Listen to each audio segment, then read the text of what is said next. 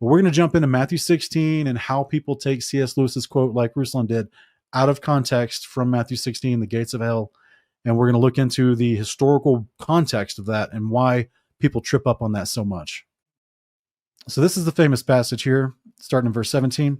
Jesus replied, "Blessed are you, Simon, son of Jonah, for this was not revealed to you by flesh and blood, but by my Father in heaven." This is where he said, "You are the Son of the living God. You are the Christ. And I tell you that you are Peter, and on this rock I'll build my church, and the gates of Hades will not prevail against it. I'll give you the keys of the kingdom of heaven. Whatever you bind on earth will be bound in heaven. Whatever you loose on earth will be loosed in heaven." So this is that passage here. People say, "Oh, the gates of hell," right? And they think that's a location that is the place of eternal conscious torment. They think it's in the earth. They don't understand it's actually in the New Jerusalem that comes down out of heaven next to the throne of the king. So they've conflated the idea, because sometimes this, instead of saying Hades, it'll just say hell, some translations, right? Remember what I told you? Sheol and Hades sometimes is loosely translated as hell in English translations. It confuses people. But what is the gates of Hades? This is not the place of eternal burning fire. Hades was an actual person in the ancient world. To the Greeks, they knew him as Hades and other names.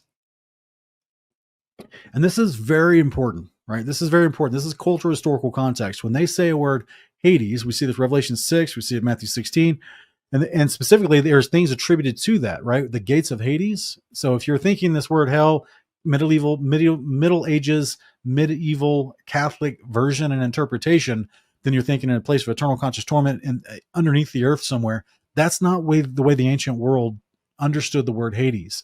They knew it to be an actual person, a god, a false god, who was at the top levels next to Zeus or Ra. Okay, so he's actually has a counterpart in Mesopotamia Syrian pantheons. His name was Nergal, and so we see Nergal in multiple places throughout Scripture. Just as it's in the Old Testament, just as in the New Testament, we see Hades being mentioned. So Nergal is also Hermes. Okay, this is just the breakdown, basically. Okay, there was syncretism in how they understood this particular person in their pantheon.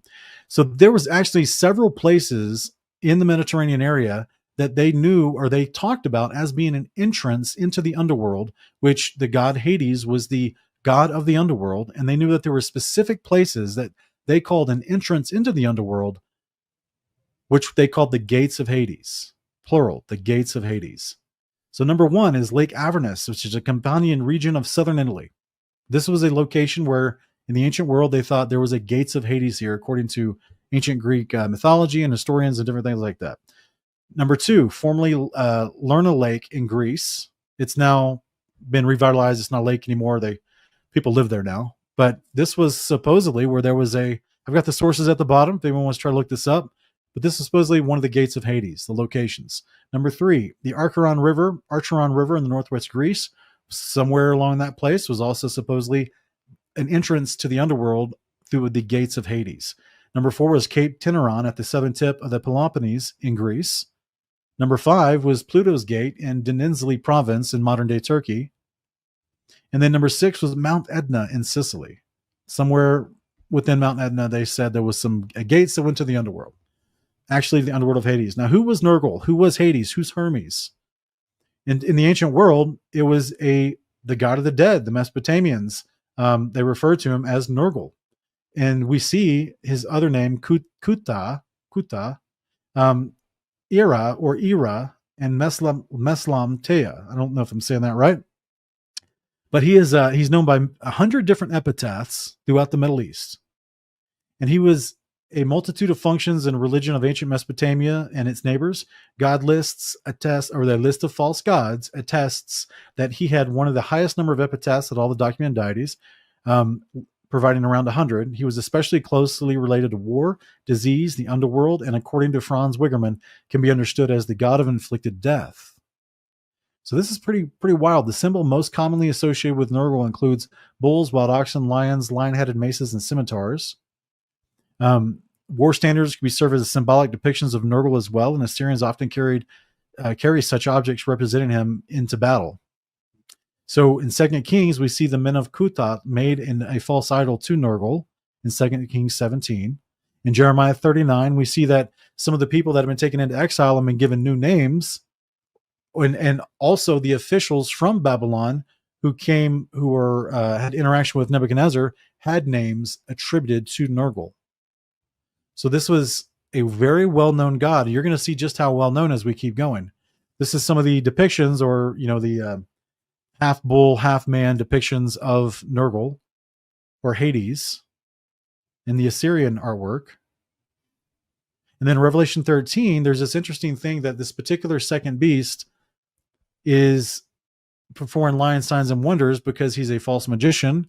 He also has the power to heal. These are all the same depictions and descriptions of ancient Nergal, ancient Hades.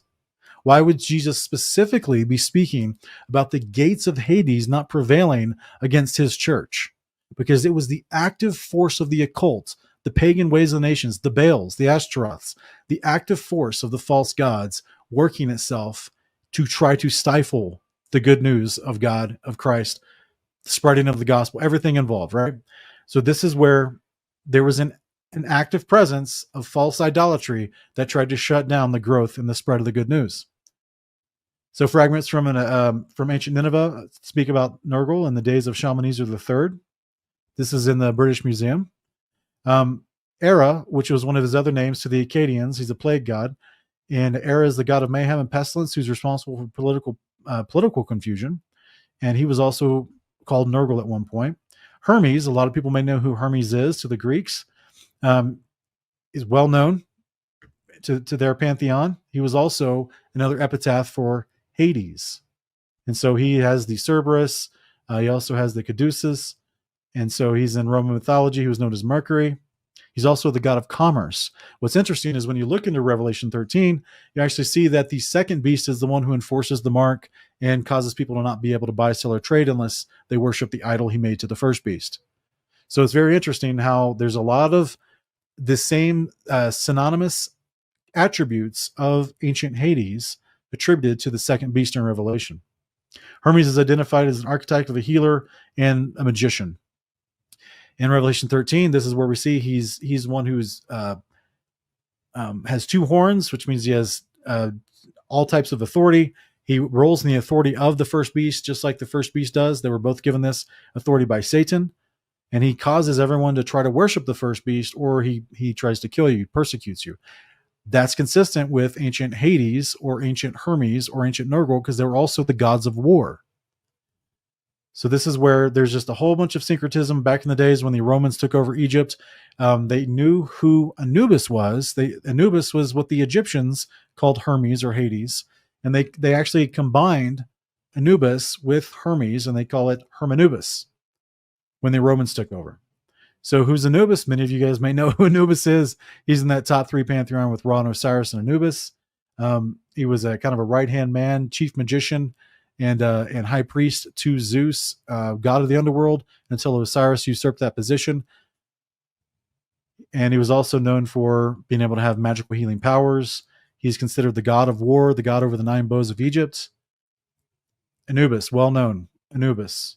So this is the same person. It's the same. It's just different representations in different cultures. It's the same God. This is why it's throughout all the cultures. This is why Christ is speaking about the gates of Hades being representing the whole system of idolatry, of which there was a top tier pantheon of these top 3 gods. And Hermes, Nergal, or Anubis, whatever you want to call him, he was in that top 3. He also, because he was over commerce, it was a huge deal as a driving force for all the textiles, all the things that they would bring the false temples as far as worship. They then was a part of their economy. And this is where they would have power over nations through trade. So this is why it was a very powerful force to go up against as new Christians went out to try to spread the good news of Christ, and the pagan nations wanted to shut them down. So that's the end of that particular slideshow, but I just want to give you guys a little bit of a historical look into the concept of why is Christ mentioning the gates of Hades? Because that's kind of a really important concept. And unfortunately, people like C.S. Lewis kind of took it out of context, but it's a really powerful understanding, because it also helps us with future eschatology and prophecy for Revelation to know who the second beast is. But it was a real character back then, and it didn't just mean this. It didn't translate to the definition of hell that many churches give it today as some place on the earth where people are eternally tormented.